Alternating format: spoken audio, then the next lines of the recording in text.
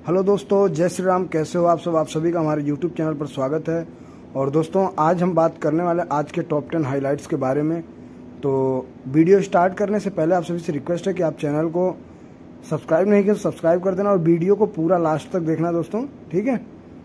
और वीडियो को ज़्यादा से ज़्यादा लाइक एंड शेयर करें। आइए स्टार्ट करते हैं वीडियो। दोस्तों, भारत चीनी व्युत्पन्न गुड़ पर 50% निर्यात शुल्क लगाता है, ठीक है। अब से 50% निर्यात शुल्क लगाया जाएगा।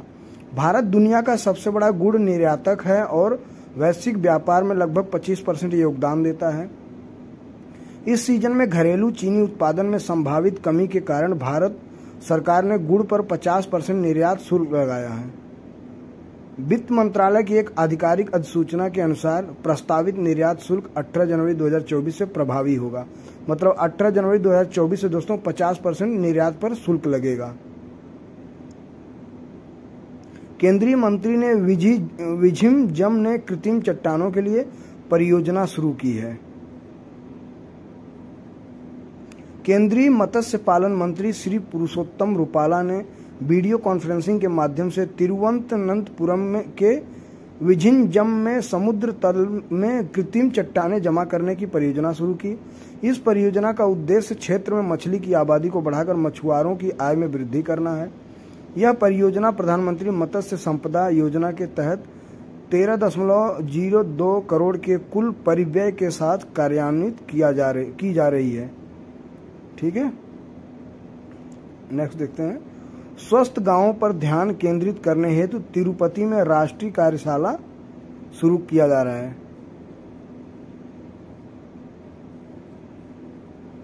पंचायती राज राज्य मंत्री कपिल मोरेश्वर पाटिल आंध्र प्रदेश के तिरुपति में स्वस्थ कल की ओर स्वस्थ गांव विषय पर 3 दिवसीय राष्ट्रीय कार्यशाला का उद्घाटन करने के लिए तैयार हैं। कार्यशाला विशेष रूप से स्वस्थ गांव विषय को संबोधित करते हेतु विषयगत दृष्टिकोण अपनाने के माध्यम से ग्राम पंचायतों में सतत विकास लक्ष्यों के स्थानीयकरण पर ध्यान केंद्रित करेगी। कार्यशाला में 24 राज्यों और केंद्र शासित प्रदेशों के 800 से अधिक प्रतिभागी शामिल हुए हैं। पीएम मोदी ने श्री राम जन्मभूमि मंदिर पर 6 स्मारक डाक टिकट जारी किए हैं। अब इस पे देख लेते हैं दोस्तों क्या क्या है इस पे पॉइंट। प्रधानमंत्री नरेंद्र मोदी ने श्री राम जन्मभूमि मंदिर पर 6 स्मारक डाक टिकट जारी किए। उन्होंने दुनिया भर में भगवान राम पर जारी टिकटों का एक एल्बम भी जारी किया। डिजाइन के घटकों में राम मंदिर, चौपाई, मंगल भवन, अमंगलहारी, सूर्य, सरयू नदी और मंदिर तथा उसके आसपास की मूर्तियां शामिल हैं। मतलब इनके चित्र बने हैं और एक चौपाई है, मंगल भवन है, मंगलहारी, द्रवंश दशरथ, अजीर विहारी। ये डिजाइन चौपाई भी है और इस पे ये पिक्चर है। भारत सरकार ने सॉवरेन गोल्ड बॉन्ड 2023-24 लॉन्च कर दिया है।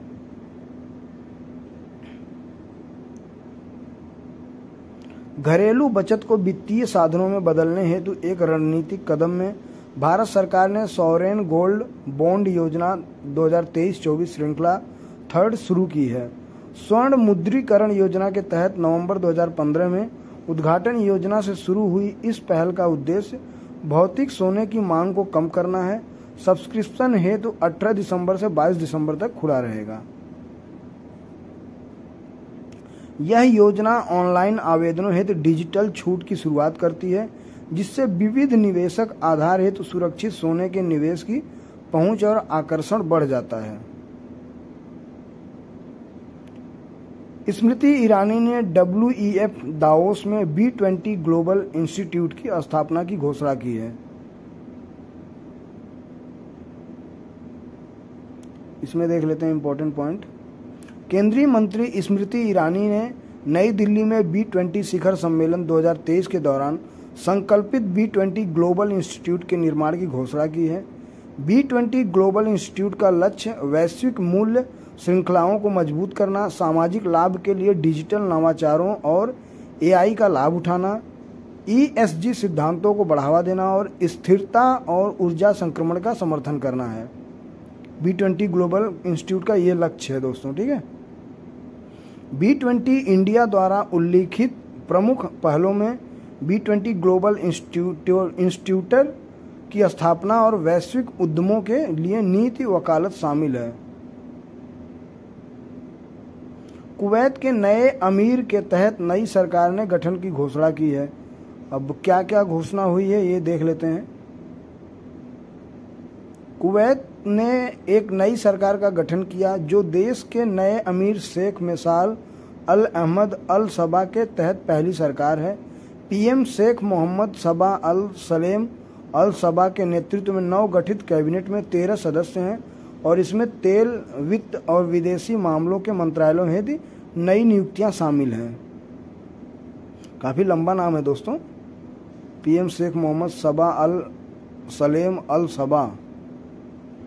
विदेश मंत्री अब्दुल्ला अली अल याहया की नियुक्ति में परंपरा से एक उल्लेखनीय विचलन देखा गया है। यह पहली बार है कि 1961 में कुवैत को स्वतंत्रता मिलने के बाद से किसी गैर शाही परिवार के सदस्य ने यह पद संभाला है।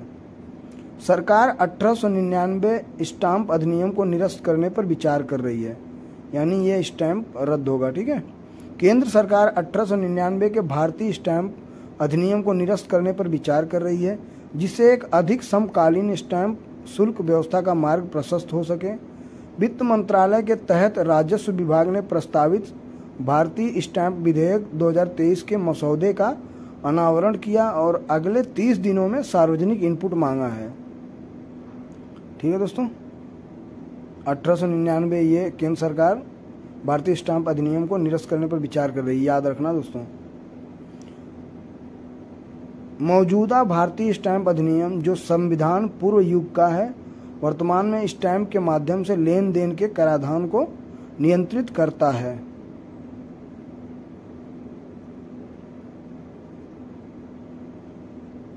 सनातनी वस्त्र, खादी भवन ने सनातन खादी वस्त्र का अनावरण किया है। ठीक है, सनातन खादी वस्त्र अब मिलेगा यहाँ पे खादी भवन में।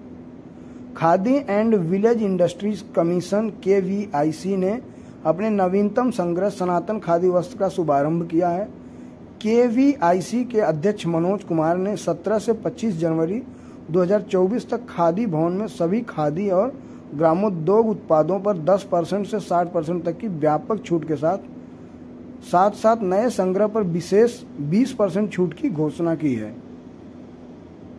KVIC के अध्यक्ष मनोज कुमार हैं दोस्तों, ये भी याद करने के लिए। ठीक है, सनातन वस्त्र प्रधानमंत्री नरेंद्र मोदी के राष्ट्र के लिए खादी, फैशन के लिए खादी और परिवर्तन के लिए खादी के दृष्टिकोण का प्रतीक है। दोस्तों ये भी एक ट्रेंड चलने लगेगा आने वाले टाइम में, और ट्रेंड ही चल रहा है अभी, खादी वस्त्र लोग पहनते हैं। केंद्र ने 2 ताप विद्युत संयंत्रों की स्थापना हेतु इक्विटी निवेश को मंजूरी दे दी है। आर्थिक मामलों की कैबिनेट समिति ने देश में 2 थर्मल पावर प्लांट स्थापित करने के लिए इक्विटी निवेश के प्रस्ताव को मंजूरी दे दी है। लोगों को सस्ती और सस्ती बिजली उपलब्ध कराने के लिए कोल इंडिया लिमिटेड की सहायक कंपनियों द्वारा ये बिजली संयंत्र स्थापित किए जाएंगे। ठीक है दोस्तों, 2 थर्मल पावर प्लांट के लिए इक्विटी निवेश के प्रस्ताव को मंजूरी मिल गई है और 2 थर्मल पावर प्लांट स्थापित किए जाएंगे। निर्णय के अनुसार मध्य प्रदेश के अमरकंटक थर्मल पावर स्टेशन में 1x660 मेगावाट का सुपर क्रिटिकल कोयला आधारित थर्मल पावर प्लांट स्थापित किया जाएगा। एशिया का सबसे बड़ा नागरिक उड्डयन कार्यक्रम विंग्स इंडिया 2024 हैदराबाद में आयोजित किया गया। विंग्स इंडिया, ठीक है दोस्तों। केंद्रीय नागरिक उड्डयन मंत्री ज्योतिरादित्य सिंधिया ने हैदराबाद के बेगमपेट हवाई अड्डे पर प्रतिष्ठित विंग्स इंडिया 2024 और ग्लोबल एविएशन समिट का उद्घाटन किया। विंग्स इंडिया 2024 का आयोजन मुख्य विषय connecting India with the world in Amritkaal के साथ किया जा रहा है और इसमें देश के भविष्य के विमानन क्षेत्र हेतु रणनीतियों और रणनीतिक ढांचे पर विचार विमर्श किया जाता है। ठीक है दोस्तों, तो कौन सा आयोजन हुआ था? Wings India 2024। और उड्डयन मंत्री कौन है? केंद्रीय उड्डयन मंत्री ज्योतिरादित्य सिंधिया।